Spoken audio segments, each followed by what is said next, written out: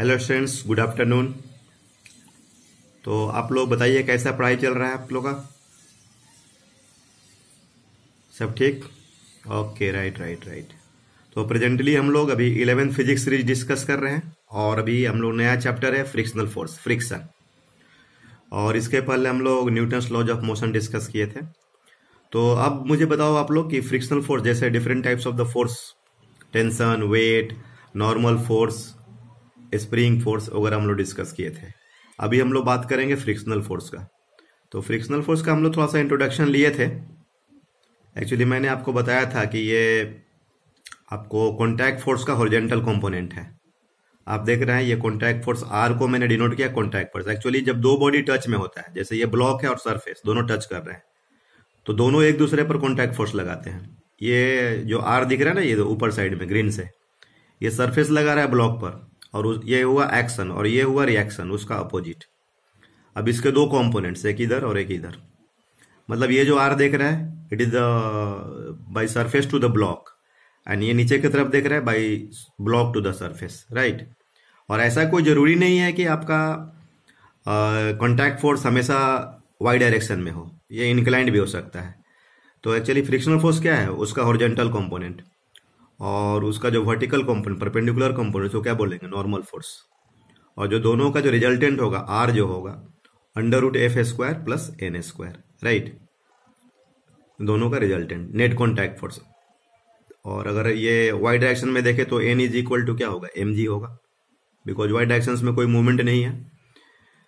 तो मतलब यही हुआ कि when two bodies are in contact they exerts contact force on each other, getting. और ये दोनों कॉन्टैक्ट फोर्स,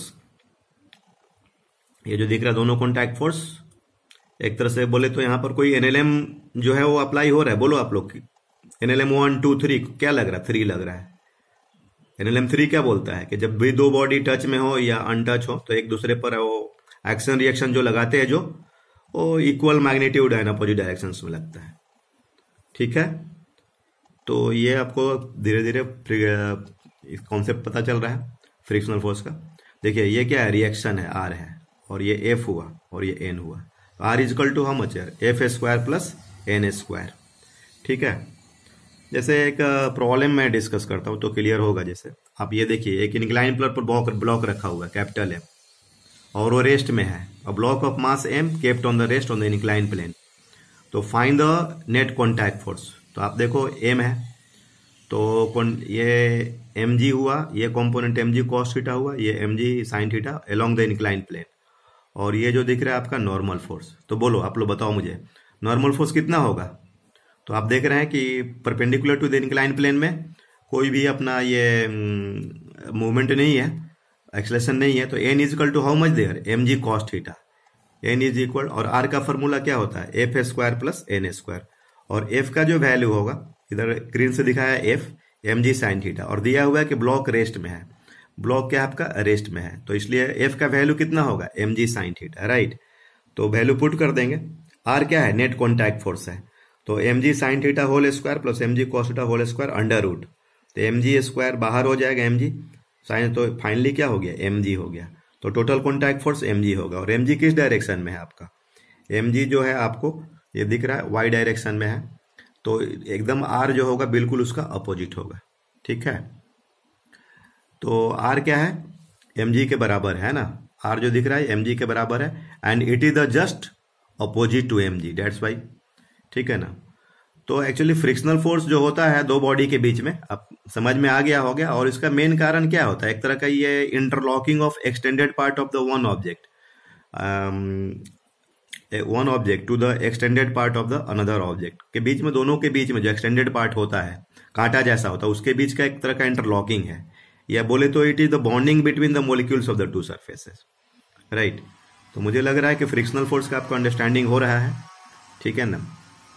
उसके बाद ये types of the frictional force है, दो तरह के फ्रिक्शनल फोर्स है, काइनेटिक फ्रिक्शन और स्टैटिक फ्रिक्शन, राइट।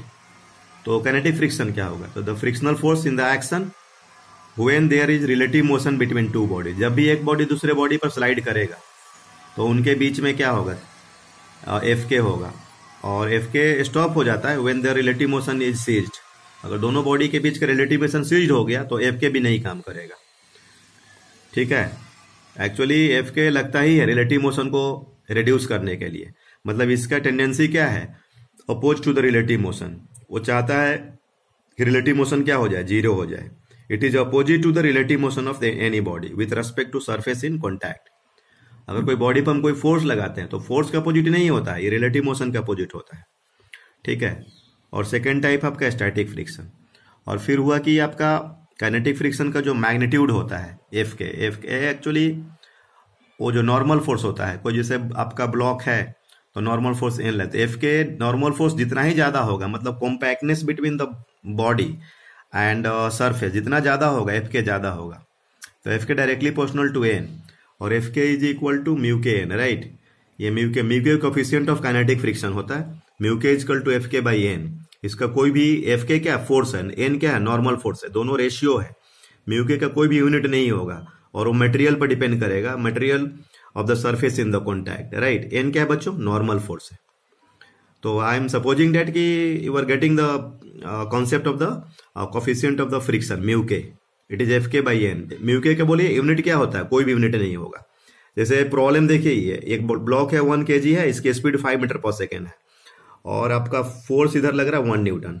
तो डायरेक्शन इसका अपोजिट नहीं होगा रिलेटिव मोशन का। ये सरफेस के रिस्पेक्ट में देखें तो body is moving in forward direction, तो एफ के इस पर इधर लगेगा। और न्यूटन थर्ड लॉ लगता है, ये एक तरह का कॉन्टैक्ट फोर्स है। तो ये ब्लॉक टच कर रहा है सरफेस को, सरफेस ब्लॉक को, तो ये एफ के जो देख रहे हैं it is exerted by the surface on the block. और थर्ड लॉ बोलता है कि दोनों इक्वल अपोजिट होते हैं, तो इधर ही एफ के लगेगा, ये सरफेस पे ऊपर, राइट। तो ये आपका काइनेटिक फ्रिक्शन का डायरेक्शन। और भी एक दो क्वेश्चंस देखते, जैसे ये देखिए डबल ब्लॉक का है, ये ब्लॉक ए है, ब्लॉक बी है, ये इसकी स्पीड 10 मीटर पर सेकेंड दिखाई गई है और बी की दिखाई गई 20 मीटर पर सेकेंड। और बोल रहा है all surfaces are the rough, तो इसकी एबिलिटी ड्रॉ करनी है। तो आप देखो बी के रेस्पेक्ट में ए जो है पीछे की तरफ भाग रहा है क्योंकि इसके स्पीड, तो बी को क्या लगेगा, को पीछे भाग रहा है, तो इसलिए उसका फ्रिक्शनल फोर्स आगे लगेगा क्योंकि रिलेटिव मोशन का अपोज करता है। और सरफेस को देखे तो ये 20 मीटर से आगे जा रहा है, तो इस पर ये सरफेस जो होगा नीचे वाले लेयर पर पीछे की तरफ फोर्स लगाएगा। और ये ए और बी का जो ए का लोअर लेयर और बी का अपर लेयर दोनों NLM3 से कंट्रोल होंगे, तो इसका जो होगा अपोजिट लगेगा क्योंकि इस पर उधर लग रहा है। Getting now. तो इस तरीके से एक और प्रॉब्लम देखा जाए, ये ब्लॉक है, इसकी मास कितनी दी हुई है 10 kg और म्यू के की वैल्यू कितना दिया 0.5। Find the distance travel by the blocks as shown in the figure. तो आपको देख लीजिए ब्लॉक का रिलेटिव मोशन में है और इस पे एफ के लगेगा, उसका उल्टा अपोजिट लगेगा इस डायरेक्शन में। एन क्या हो जाएगा, एम जी के बराबर होगा 100 न्यूटन, 10 उसका दिया हुआ है। तो म्यू के एफ के म्यू के एन, तो 1/2 इंटू 100, तो दिस इज 50 न्यूटन। और ए क्या होगा अपोजिट डायरेक्शन में, रिलेटिव मोशन का opposite F k by M, तो 50/10, तो 5 मीटर पर सेकेंड स्क्वायर रिलेटिव मोशन। तो ए का वैल्यू रिटार्डेशन हुआ एक्चुअली, ये ए का ए क्या हुआ रिटार्डेशन हुआ, राइट।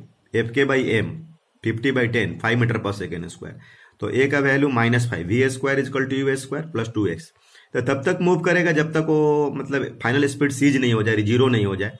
तो 0 इज इक्वल टू 100 + 2 -5x, तो 10x इज इक्वल टू 100, तो x is equal to 10 metre is it. तो this is the answer. Okay, thank you.